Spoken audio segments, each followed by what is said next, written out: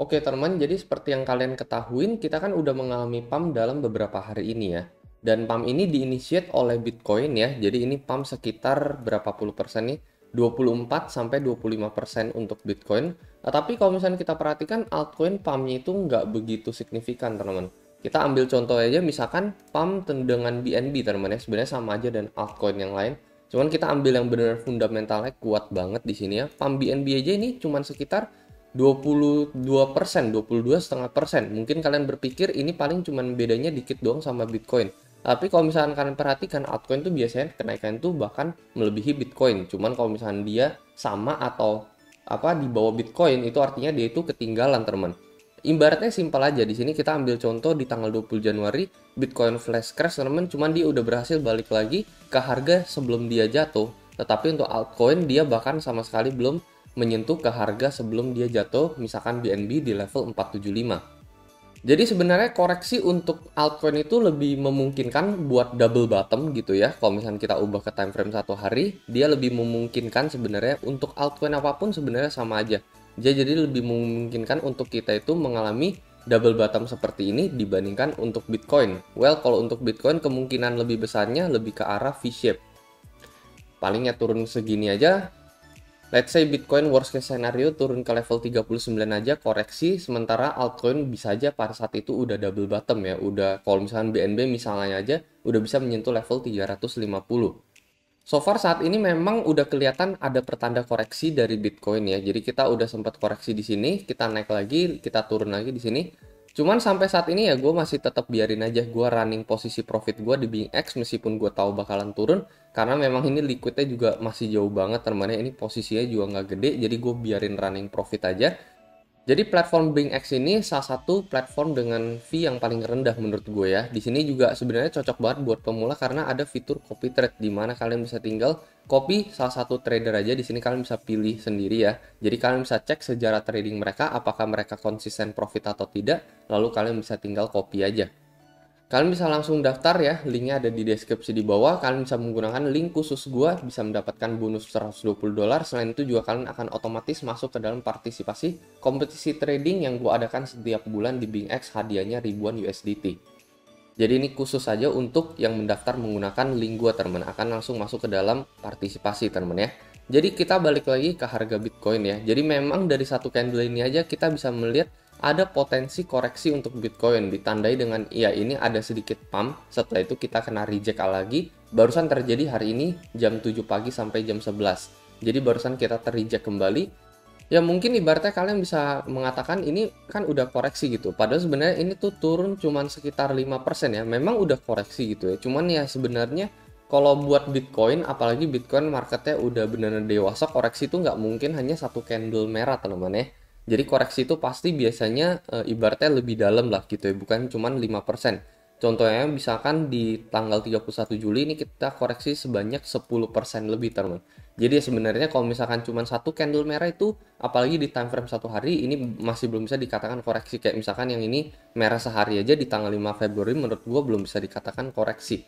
Koreksi itu ya menurut gue ya beneran cukup dalam gitu ya, at least minimal di atas 10% itu bisa dibilang koreksi. Kalau ini kan masih ya overall masih uptrend temen ya. Cuman ya kita udah ditandai dengan satu rejection di sini yang mungkin ini bisa menjadi pertanda koreksi untuk Bitcoin ke level trendline ini lagi. Jadi maybe yang pertama kita akan retest trendline tahunan ini. Ini semenjak Maret tahun 2020 sampai saat ini kita udah sentuh beberapa kali trendline ini. Kita udah sempat breakout lagi dan mungkin kita bakalan retest kembali trendline yang satu ini. Untuk potensi fake out bagi Bitcoin seperti yang gue bilang di video sebelumnya, masih ada kemungkinan kita ambil contoh teman-teman ya di tanggal 16 Juni ini kita udah pump besar juga terus kita kembali fake out.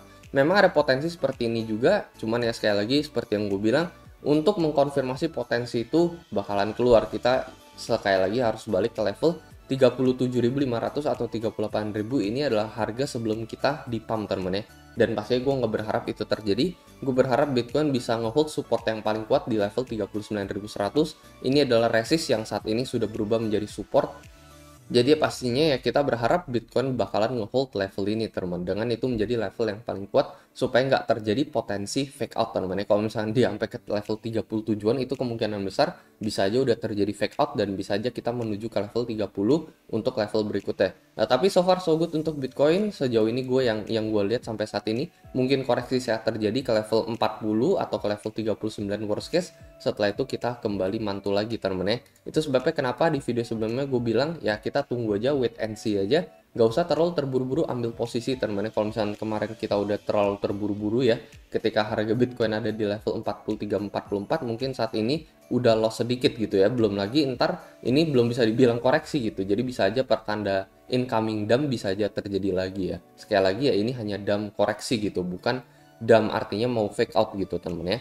Jadi ya tenang aja. Untuk altcoin sebenarnya rata-rata semuanya sama aja ya. Kita ambil contoh. Ini altcoin koreksinya cukup signifikan teman-teman. Kalian bisa lihat turun sampai 6% untuk BNB doang. Padahal Bitcoin tuh koreksinya paling cuma sedikit, cuma sekitar 1,8%. Padahal kan kalian perhatikan pumpnya itu sama sekitar 20% BNB maupun BTC. Cuman BTC koreksinya lebih sedikit dibandingkan BNB ini koreksinya lebih besar. Itu sebabnya kenapa menurut gue ya memang ada potensi double bottom untuk altcoin teman-teman ya. Sebelum dia kembali naik lagi ya, retest resist dia lagi, lalu naik lagi dan akhirnya berhasil breakout untuk BNB let's say minimal ke level $500 ya, level psikologis BNB. Jadi ya memang ya ada potensi seperti ini untuk BNB. Ini ya ibaratnya sama juga gitu ya, mengulangi pola sebelumnya di mana dia double bottom seperti ini terus dia lanjut rally teman-teman ya. Jadi mungkin ya ini bisa disamakan dengan pola di bulan Juli Agustus, ini mungkin terulang lagi di bulan Februari Maret April gitu ya, sebelum kita menuju ke level yang lebih tinggi. Jadi ya kurang lebih itu aja teman-teman kalau menurut pendapat gue. Maybe ini bisa menjadi salah satu potensi buat kita ngejaring market crypto di level yang benar-benar paling rendah teman-teman ya, sebelum dia kembali bakalan naik lagi di level di kuartal 2, kuartal 3 teman-teman. Jadi maybe ini bisa menjadi potensi double bottom terakhir buat BNB. Entah itu buat koin-koin yang lain, misalkan aja buat toko kripto teman-teman bisa menjadi potensi terakhir juga, dimana kita bisa ngejaring di level 0,7 ya. Setelah itu benar-benar kemungkinan besar kalau misalkan kita lanjut naik ya buat Bitcoin, pastinya gue nggak berharap sekali lagi untuk fake out terjadi. Kalau misalkan Bitcoin lanjut breakout menuju all time high, ini benar-benar udah yang menurut gue udah level paling rendah di level 0,7 BNB seperti yang kalian lihat tadi di level berapa 450 sekian gitu ya. Jadi buat kalian yang pengen ngejaring, menurut gue ini bener-bener minggu ini atau seminggu lagi, 2 minggu ke depan ini menurut gue bener-bener kalian harus pantau banget. Karena maybe ini bisa menjadi potensi terakhir ya. Misalkan aja ini kalian lihat terjadi di bulan Juli, ini adalah potensi buat orang terakhir kalinya untuk ngejaring BNB di level 257. Setelah itu dia udah langsung, kalian bisa lihat ini uptrend udah terjadi buat BNB. Dan ini bisa menjadi kesempatan terakhir kita juga maybe di level 350 teman-teman ya, level psikologis, sebelum ini menjadi kesempatan terakhir kita buat kita nge-ride ke atas lagi teman, dan kemungkinan besar BNB nggak bakalan sentuh level ini lagi. Jadi itu aja teman kalau menurut pendapat gue ya. Kalau menurut kalian kayak gimana, mungkin kalian bisa coba komentar di kolom komentar di bawah. Dan seperti biasa sampai jumpa di next video. Dadah.